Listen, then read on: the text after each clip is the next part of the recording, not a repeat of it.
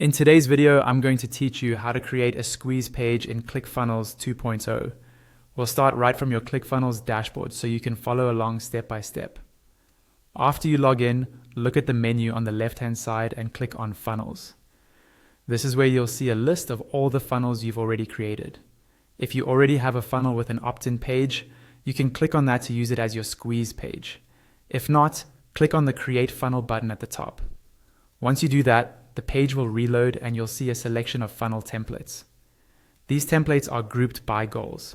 For a squeeze page, you want to focus on collecting leads, so choose the lead squeeze funnel. This funnel type already includes both a squeeze or opt-in page and a thank you page.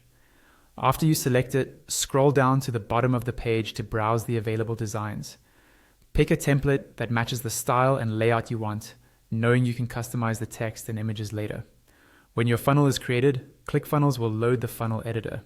In the center of the screen, you'll see the steps in your funnel, typically including the squeeze or opt-in page and the thank you page. Hover your mouse over the squeeze page step. An edit button will appear. Click that to open the page editor. Inside the page editor, locate the form area where visitors will enter their information. Click on one of the input fields. When you do, a settings panel will slide open on the right side. Look for the input type setting and make sure it matches what the field is supposed to collect. For example, set email fields to email, name fields to full name, or choose first name and last name if you are using separate fields. This helps with proper data collection and validation. If you need an extra input field, hover over the section of the page where you want it added. An Add Element option should appear. Click it, and a drawer will open on the right. In the left sidebar of that drawer, click on Form, then select Input. A new input field will appear on your page. Click that new field and again set the input type to whatever data you want to collect, such as phone number or first name. Next, check your button settings. Click on the main call to action button. The settings drawer will open on the right. Find the button action or action on click option. This controls what happens when a visitor submits the form.